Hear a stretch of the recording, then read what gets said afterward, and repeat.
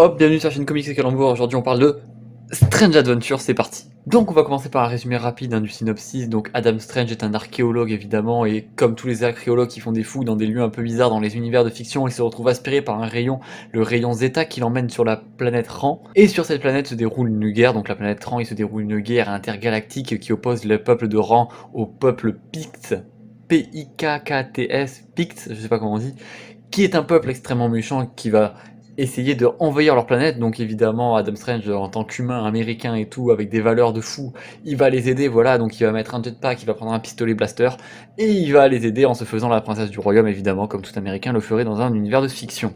Donc après toute cette grande guerre, évidemment, qui n'est pas du tout le propos du livre, parce qu'en fait ce qui est intéressant, c'est qu'une fois qu'il aura fini cette guerre, il va revenir en Amérique, il va revenir sur sa planète d'origine, et non seulement il va revenir, mais il va en plus revenir comme un héros, parce qu'il aura sauvé une planète. Il va revenir, tiens, regardez, l'américain, c'est un héros qui fait aussi partie de la Justice League, donc c'est un héros reconnu. Maintenant il revient sur Terre, évidemment, et il va publier un livre, une autobiographie, parce qu'évidemment il a quand même un ego qui est quand même assez puissant, faut le dire, et du coup il va faire signer son autobiographie dans plein de librairies, donc le mec c'est un héros qui va sur les planètes, mais il va à la Fnac si tu veux. Et le problème, si vous voulez, c'est qu'en fait il va faire signer comme ça, il va signer, et à un moment donné un mec qui va débouler, qui va dire: ah, toi t'es un menteur, t'es un Space Slayer, ce qui veut dire un menteur de l'espace, t'es un tueur et tout, t'as fait des trucs de ouf sur la planète, t'as fait des massacres de masse, mec, t'es un malade et tout. Donc tout le monde va filmer avec son téléphone, comme ça, on va faire oh, comme ça, voilà. Et après lui il va dire: bah non, en fait dégage de ma librairie, en fait de la Fnac, tu vois, tu fais pas ça. Donc t'as les lourds mecs de la sécurité de la Fnac qui l'enlèvent.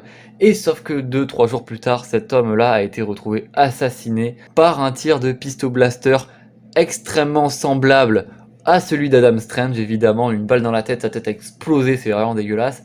Et voilà, donc c'est un petit peu bizarre quand même, vous voyez ce que je veux dire? Tiens. Et franchement, on va parler un peu sérieusement de ce livre, parce que je fais rarement des reviews sur un seul bouquin, mais là... Et vous voyez, je dis même pas comics, pour moi c'est un livre, pour moi c'est de la littérature là. Donc on a au scénario Tom King, au dessin Doug Sharner et Mitch Geralds. Tom King et Mitch Geralds se connaissent très bien parce qu'ils avaient fait l'incroyable Mister Miracle, évidemment, que je vous conseille fortement si vous aimez les comics un peu poussés, réfléchis avec de la psychologie. Si les comics qui font que parler ça vous plaît pas, ne le lisez pas, vraiment. C'est fait pour ceux qui aiment presque la littérature finalement, parce qu'il y a certains aspects, il y a des procédés qui sont des procédés littéraires. Tout le comic c'est en 9 par 9, donc vous pouvez voir que hop, c'est que du 9 par 9. Non, Mister Miracle c'est une énorme dinguerie aussi, mais ce n'est pas le propos. Là on parle de Adam Strange, et donc en fait ce qui va être sympa dans ce bouquin, c'est qu'en gros va y avoir l'histoire principale, donc sur Terre, avec cette espèce de bad buzz médiatique qui va survivre, parce que du coup évidemment tous les médias vont s'emparer de l'affaire, vont se dire: est-ce que c'est vraiment l'homme providentiel qu'on nous promet dans le livre, ou est-ce que c'est finalement un peu un salaud de l'espace. Et donc ça va être, cette partie là va être dessinée par Mitch Gerald. Et ce qui est excellent, c'est que la version officielle, donc on va revoir des flashbacks de cette fameuse guerre. Et là, c'est un autre dessinateur qui arrive, donc Doug Sharner. Et donc vous pouvez voir sur la couverture que là, on a les dessins du coup d'un côté et de l'autre, qui sont les deux dessins qui vont contribuer à nous raconter cette histoire. Et donc en fait, ça fait un parallèle et un contraste qui est absolument, sans avoir à faire des longs préfaces sur dans quelle temporalité on est, rien qu'au dessin on reconnaît, merde, j'ai tapé dans la caméra, rien qu'au dessin on reconnaît dans quelle partie d'histoire on est. Donc ça, c'est super bien fait. Et Mitch Gerald, putain, mais quel dessinateur incroyable. Je vais vous montrer des planches tout de suite, évidemment, mais franchement c'est absolument magnifique. Donc voilà, on peut, là par exemple vous voyez, c'est Mitch Gerald, Doug Sharner, et donc on comprend instantanément dans quelle temporalité on est, même s'il n'y a pas de bulle pour nous dire nous sommes sur la planète Ran. C'est vraiment extrêmement bien. Donc une enquête va s'ouvrir, voilà c'est les séances de dédicace, vous voyez. Et là ce mec a été retrouvé mort, donc on commence un peu à avoir des doutes. Et voilà, donc la presse s'empare de l'affaire, et donc Adam Strange va lui-même demander à Batman une enquête pour prouver qu'il est innocent. Et évidemment, à ce crayonnage noir sur sa tête, on comprend qu'il est évidemment innocent. C'est faux, c'est de l'ironie évidemment, même si ma voix ne le laisse pas entendre. Et donc Batman va le dire, parce que Batman, il y a quand même un QI de 140, il va dire: non, moi je suis ton ami, donc je peux pas faire l'enquête moi-même, je suis pas objectif. Et donc c'est Mister Terrific évidemment qui va s'en charger. Et Mister Terrific est un perso déjà qu'on voit pas souvent, parce que voilà, c'est ce mec là, il a des T-balls, vous l'avez vu dans Arrow, si jamais vous avez vu Arrow. Et en fait, ce qui est très drôle, c'est qu'en gros c'est le deuxième homme le plus intelligent après Batman sur Terre, et pendant tout le comics, en vrai, ces petites boules elles lui posent des questions Et lui, il les répond. Genre. Donc là, par exemple, il y a quel conflit le concordat de Worms devait-il régler et quels étaient les disposants. Et donc lui il dit le pape Calix II et Henri V du Empire du Saint-Royaume germanique, tout ça, blablabla. Et donc il a toujours juste, il y en a qui sont très drôles, il y en a une à l'image, je vous la mettrai, c'est genre en mode, il lui demande quel est le PIB du Turkménistan en 2015, tu vois, et lui il fait, bah, c'est les 15%, tu vois, truc comme ça.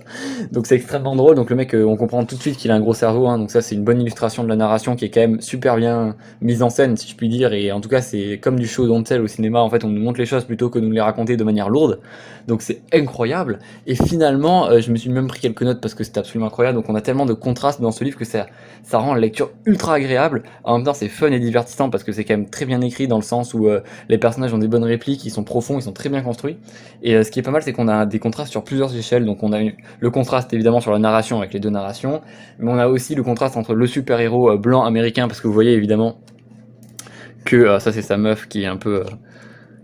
qui déjà qui est extrêmement bonne, mais qui est un peu, si vous voulez, c'est un peu la manipulatrice de service, si vous voulez, donc elle est pas innocente elle non plus, ouais.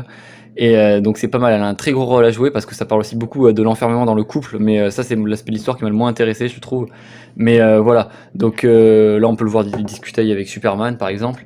Et ce qui est intéressant, voilà, donc là je voulais juste vous le montrer. Donc c'est le super-héros blanc américain avec les yeux bleus, donc c'est tout cet aspect-là. Et donc lui, dès qu'il dit un truc, il est adulé par les foules.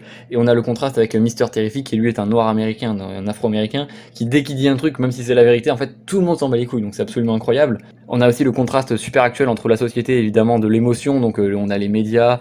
En fait, lui, il a perdu sa fille pendant le combat sur la planète Rand. Donc à chaque fois, il va dire, dès qu'il va être accusé, il va dire oui, non mais je suis le premier à m'être battu contre les Pix.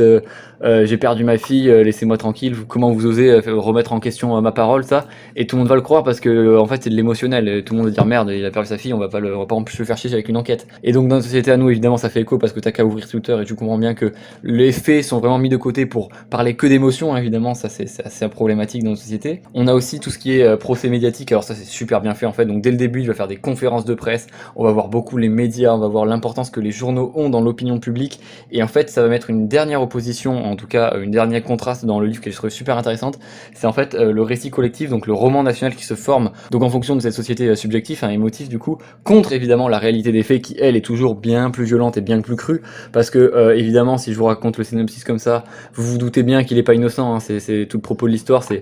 Regardez comment c'est magnifique par contre. Mais voilà, vous vous doutez bien que le propos de l'histoire c'est qu'il n'est pas innocent, hein, évidemment, et donc c'est vraiment super intéressant, franchement c'est super bien écrit, en plus Tom King est extrêmement légitime. Moi j'ai un problème de légitimité souvent avec des auteurs parce que genre des fois tu te dis tiens il écrit des trucs mais est-ce que si ça le touche vraiment ou est-ce qu'il fait ça vraiment pour écrire juste une histoire soit intéressante soit un petit peu pour faire de la thune, tu vois.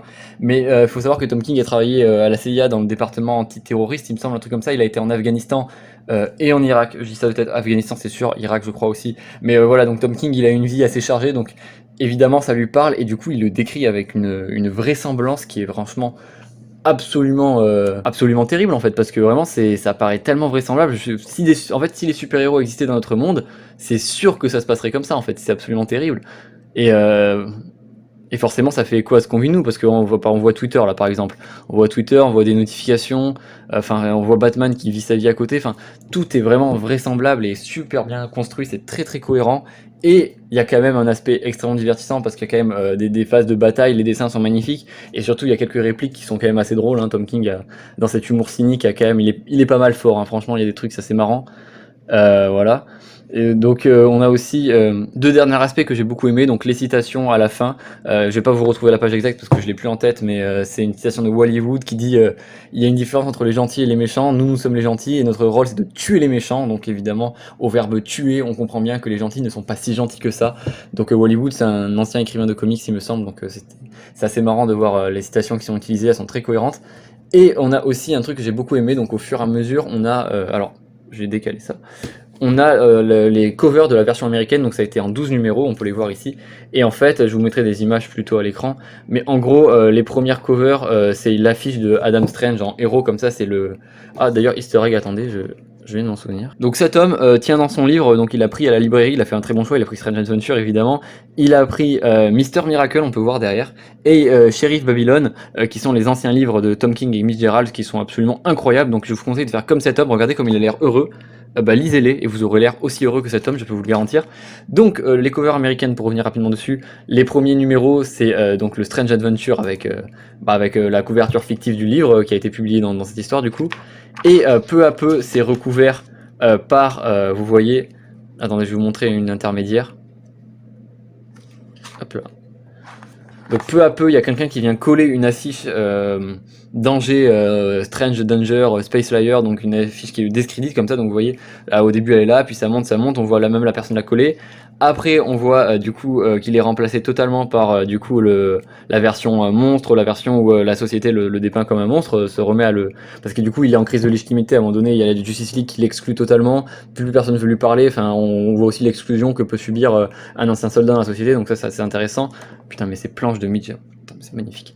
Et au fur et à mesure, donc il y a encore un troisième recouvrement si on peut dire, et c'est Mister Terrific voilà, qui commence à recouvrir l'affiche de Strange Adventure, parce que évidemment la vérité éclate au grand jour au fur et à mesure, et c'est une belle métaphore, voilà j'ai bien aimé, j'ai trouvé ça extrêmement poétique, c'est faux, mais j'ai trouvé ça très stylé par contre. Mais donc voilà, je vous conseille très fortement, très fortement ce Strange Adventure, bon d'occasion parce que 35€ c'est trop cher, mais franchement...